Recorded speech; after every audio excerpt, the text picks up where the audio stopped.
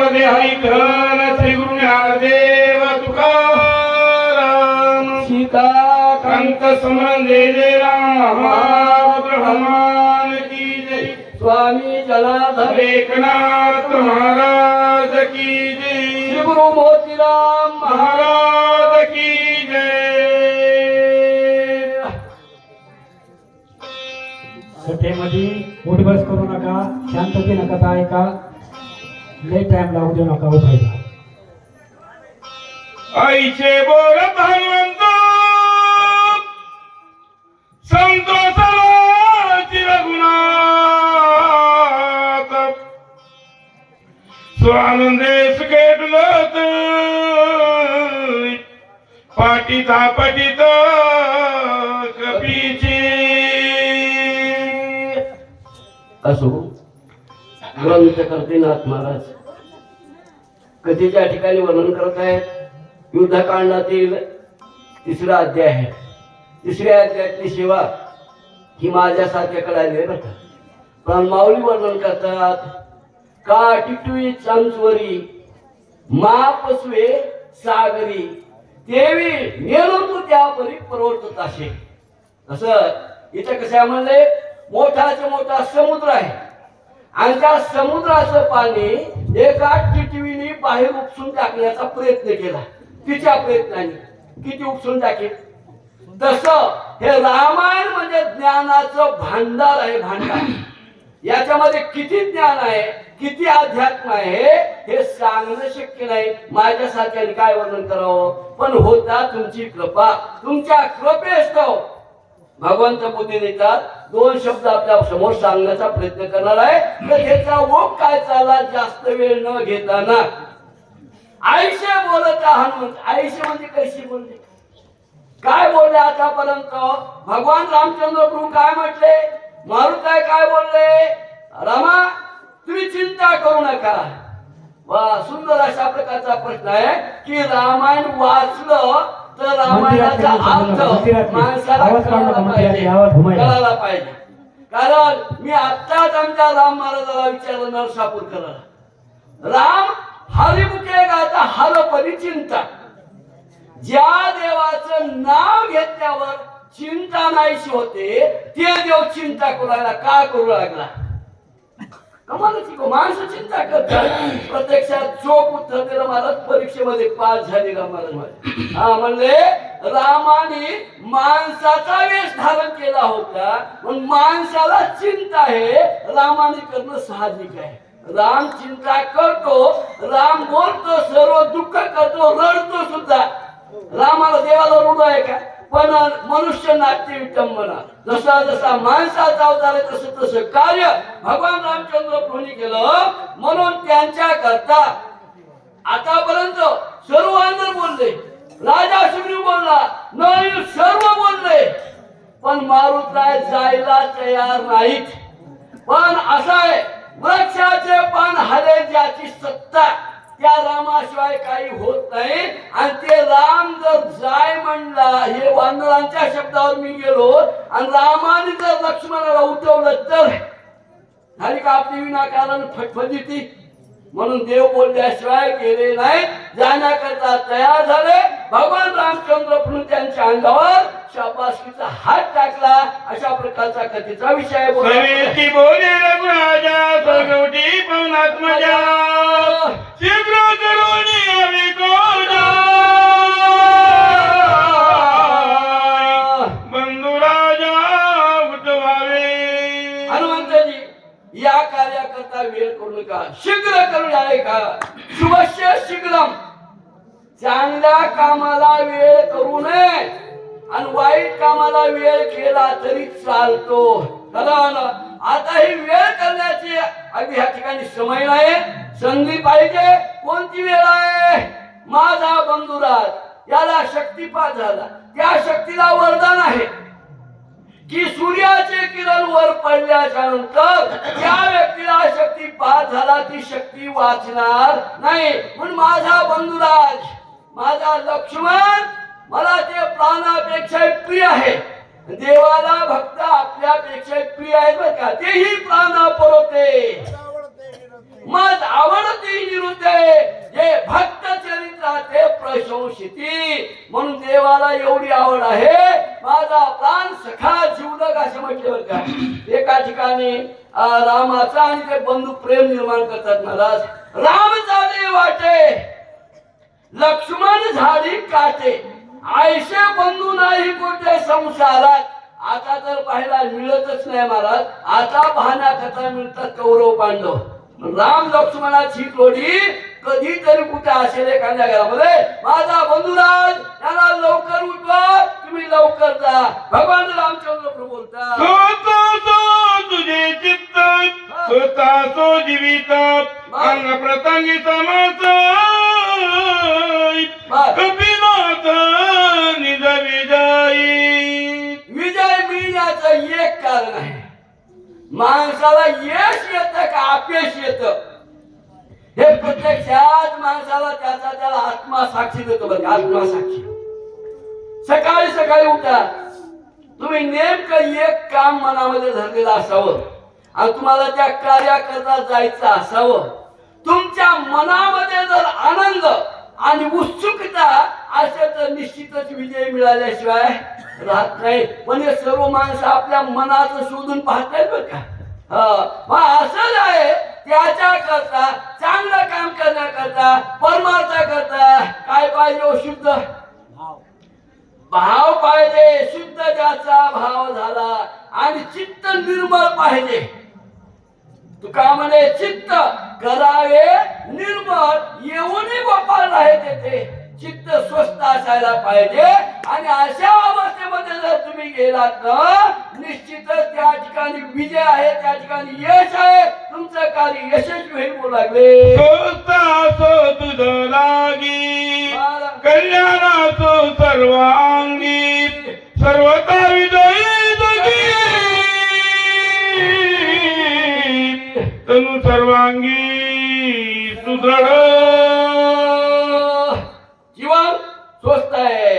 सुखी असावं निरोगी असावं आणि शरीर टणटणीत असावं महाराज. काय पहा आपले शरीर पाहिजे उद्बत्ती सारखे आणि महाराज आमच्या बजरंगबली मारुत काय पहा काय त्यांची ताकद आणि त्यांच्या मांडण्याची अशी दंड काय ताकद आवडत राक्षसांची समोर येण्याची.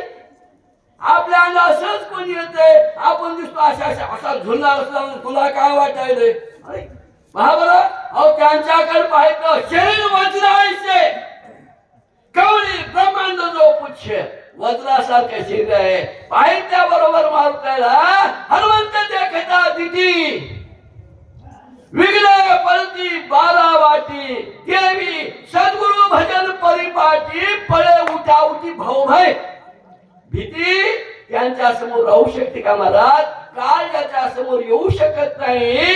म्हणजे महाराज वर्णन करतात काळ गुलाम करी सलाम तुकिया घरी राबतो. पण तुकाराम महाराजच्या घरी काळाने सुद्धा पाणी भरलं होतं. सांगण्याकरता माझ्याकडं भरपूर दृष्टांत आहेत पण हे प्रवचन नाही बरं का. ही शक्ती प्रसंगातील कथा आहे याच्यासारखं सांगावं लागतं. बोला हनुमंत चिरंजीव ज्ञानानुभवी ज्ञान विज्ञान पदवी तुझे निवावी जगाची. हनुमंता चिरंजीवी हो चिरंजीवी. तुम्हाला आम्हाला कसे तरी घरचे माणसं 50 वर्षापर्यंत बरोबर बोलतात. बाबा दादा काका हे सर्व काय म्हणतात. पण 60च्या पुढे गेल्या कोणीतरी धड बोलतय काय. बाई हे म्हणते घर मरता कधी बरे नाशिले घर ठुंकून या. दुसरं कोण घर बोलते मंदिराला विनंती आहे त्याला बोल नका. पण तुमचं जीवन कसं आहे. तुमचं जीवन असं आहे की तुमच्या जीवनाने ज्ञान विज्ञान पदवी तुझे व्हावे जगाशी. ज्ञान म्हणजे अनुभव विज्ञान म्हणजे प्रत्यक्षात कृती. सांगणं हे ज्ञान आहे आणि करून दाखवणं जगाला हे विज्ञान आहे. बरं काय विज्ञान म्हणजे या संपूर्ण जगामध्ये जे ज्ञानाची प्राप्ती झाली तर तुमच्यामुळे आणि तुम्ही चिरंजीवी व्हा. काय केलं असेल मारुती आपल्या जीवनामध्ये चिरंजीव होण्याकरता काम बांधवली काळ केला देशोधडी कामाला बंधनामध्ये. एवढंच नव्हे तर भगवान रामचंद्र प्रभूची भक्ती अशी ओतप्रोत भक्ती केली ना, रोमामध्ये मारुतरायाच्या भगवान रामचंद्र प्रभू होते आणि राम हृदयामध्ये होते. भगवान रामचंद्र प्रभू त्यांचं कवच होते आणि भगवान रामचंद्र प्रभूची अशी भक्ती केली, अशी भक्ती केली की महाराज त्यांना दुसरा फक्त एक ब्रह्मचार्यामध्ये असे 2-4 माणसं आहेत बरं का. शुक याज्ञवल्क्यानी दत्तकुपल मुनी हे देव झाले, पण भीष्माचार्य, कार्तिक स्वामी आणि आमचे मारुतराय करू नये छटा.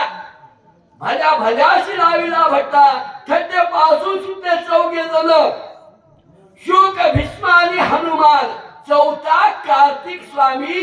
मारुतरायाचा नंबर त्याच्यामध्ये. म्हणून मारुतरायाची भक्ती एवढी श्रेष्ठ भक्ती ठरली. म्हणून आमच्या तुकाराम महाराजाला म्हणावं लागलं, काय भक्तीच्या त्या वाटा. हो मारुतराय, तुमची काय भक्ती आहे, आम्हाला जरा मार्गदर्शन करा बरं. मग जो श्रेष्ठ आहे ना त्याचं मार्गदर्शन माणसाने घ्यावं लागतं, पण तुम्हाला आम्हाला आणखीन कुणाचं ऐकून घ्यावं असं वाटतच नाही.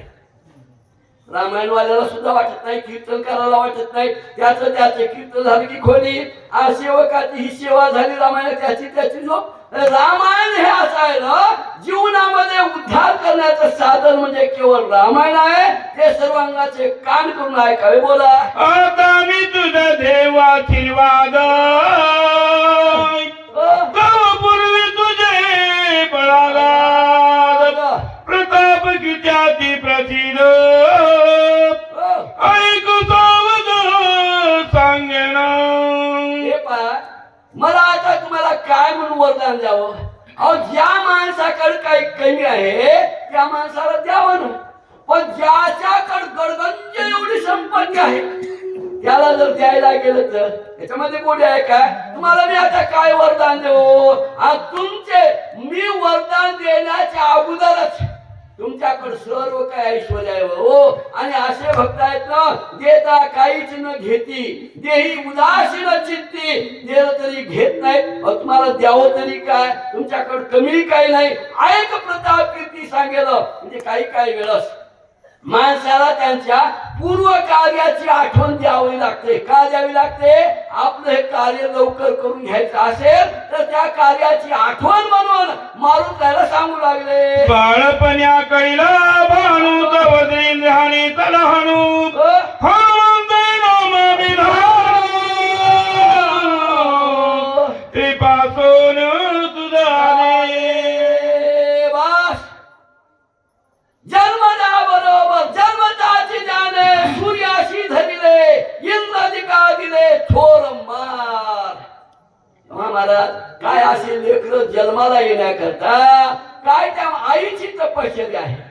60,000 वर्ष अंजनी मातेनं तपश्चर्या केली आणि भगवान महादेवाची आराधना केली. केल्यानंतर तपाची अंती शिव झाला प्रसन्न. मागे वरदान काय इच्छा. भगवान महादेव म्हणजे आई साहेब काय वरदान पाहिजे मागा. म्हटल्या बरोबर म्हटली, येरू म्हणे तुझ आईचा पुत्र व्हावा मज. अंजनी मातेने सांगितलं, भगवान मला तुमच्या सारखा मुलगा उत्तम पवित्र संपन्न गुणी असा व्हायला पाहिजे. आता भगवान महादेवासारखा दुसरा वीर कोण आहे, देव कोण आहे. भगवान महादेव म्हटले, आई साहेब मीच तुमच्या कुशीला येतो. म्हणून अंजनीच्या तपासाठी आणि महारुद्राने पोटी तू जन्माला आलास. पण आल्याबरोबर सूर्याला गिळण्याकरता गेलास. एवढी तुझी जलद गती, एवढी तुझ्यामध्ये शक्ती, त्या सूर्याला गिळण्याकरता गेलास. हनुमंता, मी तुला काय वरदान द्यावं. त्या रवीच्या दावण्याची आले लोक बाळ वेगळी, हाती लाविली तयाची, ऐक सावकाची सांगेन. त्या दिवशी होतं म्हणे सूर्यग्रहण असताना. आणि असं काही वेळेस थोडं एक त्या ठिकाणी उदाहरण घ्यावं लागतं बरं का. मारुतरायाचा जन्म कधी झाला. पौर्णिमेच्या दिवशी. सूर्याला ग्रहण कधी लागते. अमावस्याच्या दिवशी. म्हणजे आपण जन्मता म्हणतो ना, अहो एक वर्ष जरी लेकर आपले त्या अंथरुणावरच उठत नाहीत ना. मग थोडं जन्मता म्हटल्या बरोबर काय कमीपणा आला त्याच्यामध्ये, त्यांच्या शक्तीला काय कमीपणा आला का? नाही बर का. त्या दिवशी सूर्यग्रहण होत आणि सूर्याची ते राहू आणि केतू आहेत ना ग्रह चक्रावर, राहू आणि केतू यांची जी उपजीविका आहे ना ते कशावर आहे? सूर्यग्रहण आणि चंद्रग्रहण. ग्रहण केले की त्यांना तृप्ती होते. राहू हा फार खतरनाक होता. आता त्याच्या पाठीमागे ते कथा आहे, ते अमृत प्राशन करण्याकरता राहू ग्रह देवाच्या पंक्तीला बसला. बसल्याबरोबर चंद्राने खुणवलं, हे मोहिनी हे देव नाही दैत्य आहे. छटसारखं शिर उडवलं ते राहूचं शिर कमत ग्रह चक्रावर जाऊन बसलं. बसल्याच्यानंतर त्यांनी वरदान मागितलं, माझी उपजीविका आहे म्हणजे तुम्ही आधी काय करायचं, चंद्रग्रहण सूर्यग्रहण याला ग्रास करता. म्हणून त्या दिवशी मारून काय गेले, सूर्यग्रहण होत.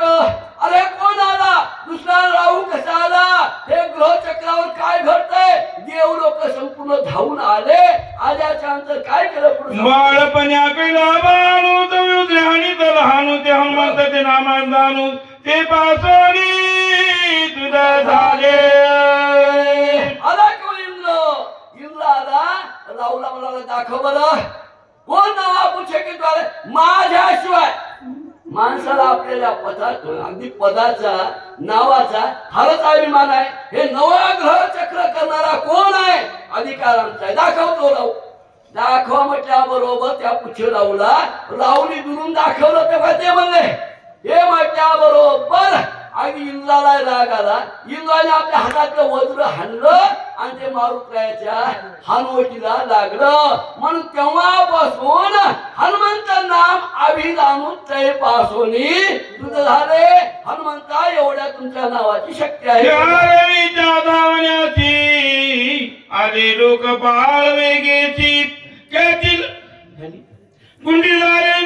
शिवाचा सुधारा तुरा वर्णाचे पासना ग्रही चकतुर पै झाले.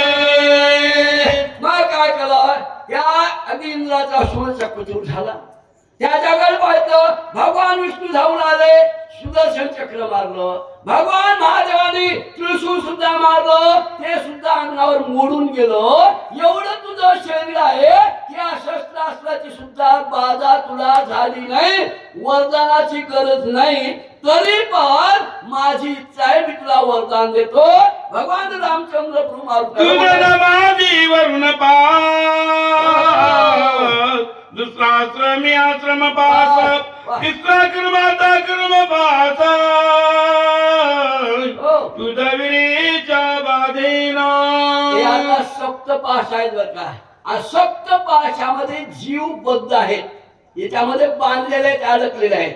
मारुतीला वरुणाचा पाश आहे, वरुणाने टाकला, काही बाधा केला नाही. दुसरा पास आहे आश्रम पाश. आश्रम पाश म्हणजे ग्रस्त आश्रमी. तुम्ही आम्ही सर्व आश्रम पाशामध्ये आहोत महाराज, पण मारुतीचं कधी लग्न झालं नाही. म्हणून तो तुम्हाला काय करतो, आधी आश्रम पास सुद्धा बाधा करू शकत नाही. आणि कर्म जे आहे, कर्म कुणाला करावं लागते, कर्म तुम्हाला मला करावं लागते. मुक्ताला कर्म करायची गरज नाही. मुक्तावस्थेमध्ये काय कर्म करायचं, तसं तुम्ही कर्म पाशामध्ये सुद्धा बांधल्या जात नाही. असं भगवान रामचंद्र प्रभू मारुतीला बोलला. धर्म पास ज्ञान पास अंकाराचा पास प्रवर्मिता ब्रह्म तुझ सहसा बाधेना. कर्म पास धर्म पास. धर्म आहे, तुम्हाला मला धर्म करावा लागतो. आणि एरवी बाकीच्या संन्यासी लोकांना धर्म करायची गरज नसते.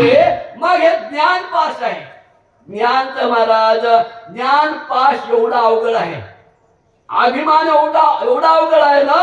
ज्ञान अशी जिंकीची पै घेऊन ते ज्ञानाच्या तर अगोदर गळ्याला झुमतात अहंकाराची बोटी, विशेष न लगे अज्ञानाचे पाठी आणि सज्ञानाचे झोंबे कंठी, नाना संकटी नाचवी. अभिमान येतय कुणला बर सांगा महाराज. आज समध्यात आधी कीर्तनाला माणसं कोणती येतात, पण देतात. ज्याला काही येत नाही ते येतात बिचारे झाडून काढतात, सतरंजी आतुरतात. ज्याला काही येत नाही ते मग त्या जे मध्यमवर्गीय भजने आहेत ना ते मग मध्यमवर्गीय भजने येतात. मग म्हणजे ते अरे लावणार कसं आलाच नाही, लावणाराला वाजवणार त्याच्या मागून. आणि कीर्तनकार रूपाचा अभंग झाला तरी म्हणतात आणखीन एक रूपावली म्हणा की, म्हणजे आता अभिमान होता का ज्ञान असे जिंकली पाहिजे. मग तसं एवढं भजन केलं मारुतानी, एवढं भजन केलं पण अभिमान आला नाही. तुम्हाला अभिमान सुद्धा येत नाही, हे पाच तुम्हाला बाधा करू शकत नाही. ते वरून पास ते किती तुझ बांधाव्या मारुती, हे माझी ते कोण शक्ती तुझ निश्चिती दंडावया. वरून पाश हे बाकीचे पाश आहेत ना सामान्य पाश आहेत, पण काळ पाश असा मला यमाचा यम पाश कुणाला सोडित नाही. देवाच्या बापाला सुद्धा सोडलं काय नाही सोडलं महाराज. एवढे अवतार झाले तर देवाचे येथे नाही उरो आले अवतार. येरते पामर जीव किती सामान्य तुम्ही आपण तर मरके आहोत, मरणारेच आहोत, पण देवाला सुद्धा अवतार संपाव लागले. अशा प्रकारे भगवान रामचंद्र हे म्हणता सकळ जगा पदाय माने लग बघा, दंड घेऊन यावी गा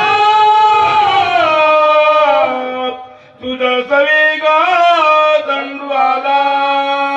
यमाला वाटलं नाही यमाला अरे मी एवढ्या जगाला दंड करतो, जगा काळ खाय आम्ही माथा दिला पाय. तुकाराम महाराजाला वैकुंठाला नेण्याकरता विमानाला तो बाय गर्दी झाली आणि तिथं काळ सुद्धा आलेला होता. काळ आले तुकाराम महाराजाला वैकुंठाला जायचं विमानामध्ये बसून. पण स्वर्ग लोकातलं वैकुंठातलं विमान आहे ना भोईला खाली टेकत नाही.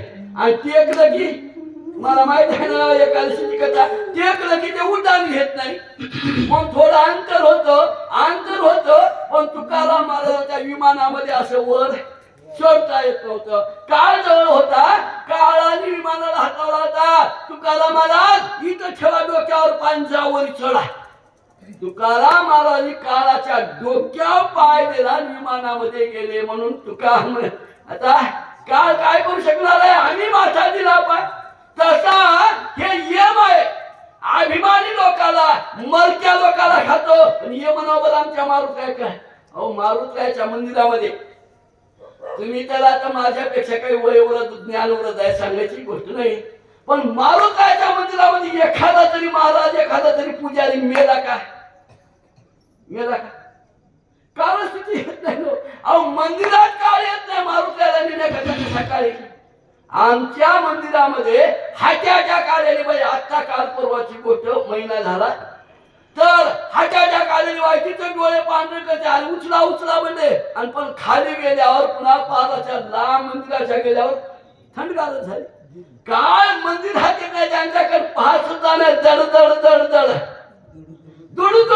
दुड पळ सुटल्या कळी काळा बापुडी आले आणि शिव नाम सीतारामुखी शेवी पाका पुढी आले. नाम धारकाच्या जवळ काळ येऊ शकत नाही. नका जाऊ तया गावा नाम धारकाच्या शिवा सुदर्शन यावा. धरती फिरे बहुती येम सांगे दुता आणि तुम्हा नाही तेथे सत्ता जेते होय हरिकथा सदा घोष नामाचा.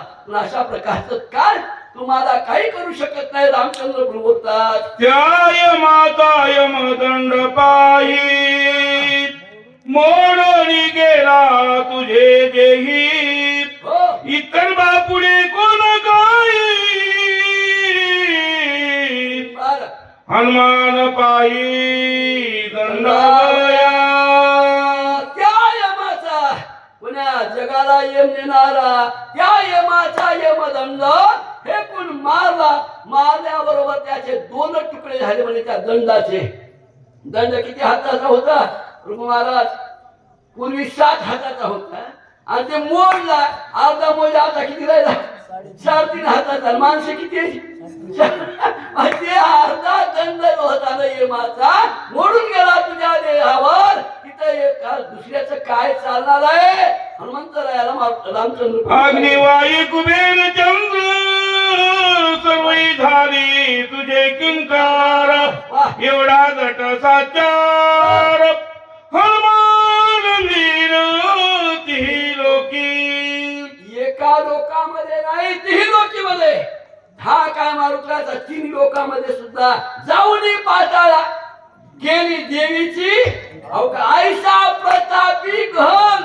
सकळ भक्ताचे भूषण पाताळामध्ये झाला, स्वर्गामध्ये झाला, मृत्यू लोकामध्ये सुद्धा तुझ्या नामाचा तिन्ही लोकामध्ये अगदी लोकाला भीती आहे असं भगवान रामचंद्र. आपण या प्रताप शक्ती लावून सगळा तीव्र दुःखी. बर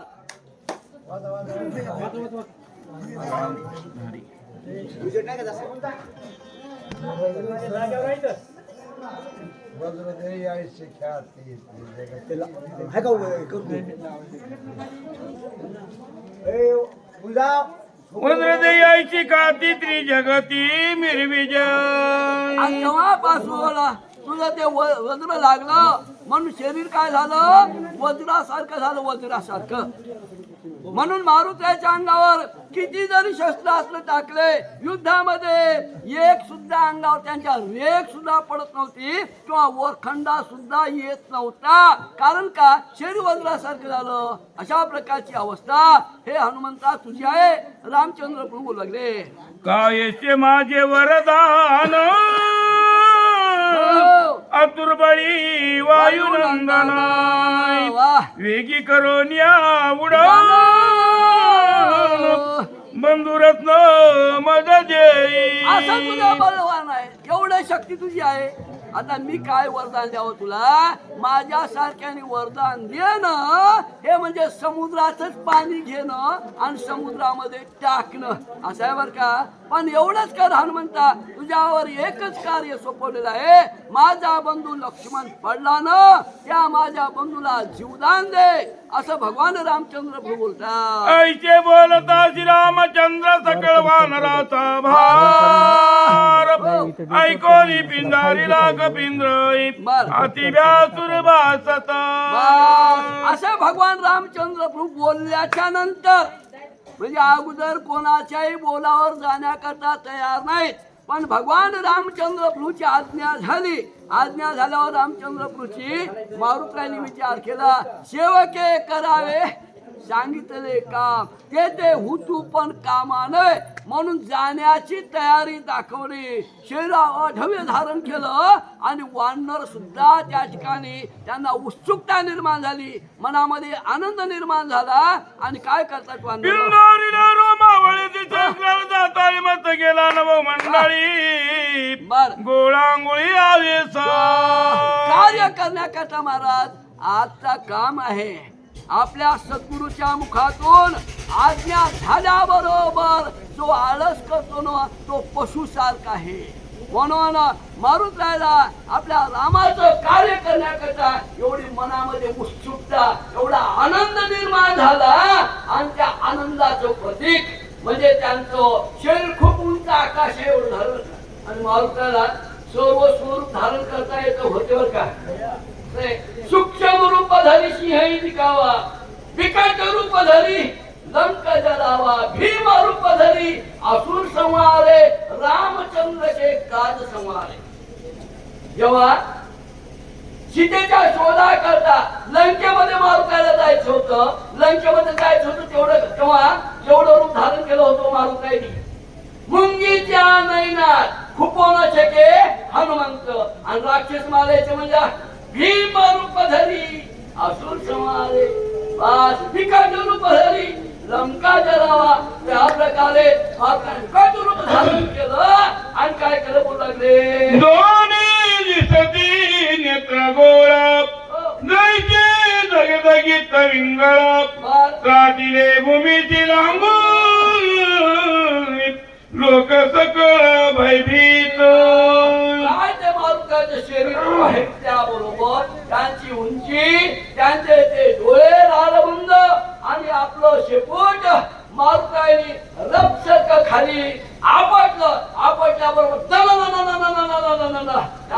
अति ध्वनी पाताळामध्ये सुद्धा उमटला. सर्व लोक भयभीत, सर्व लोकांना भीती वाटायची. काय होते, कसे होते बोला. वल्लापुच्याता कोणाल मुनी सुळेता करा राम संभ्रोनी गाढाई केला गाडा बुबुकार.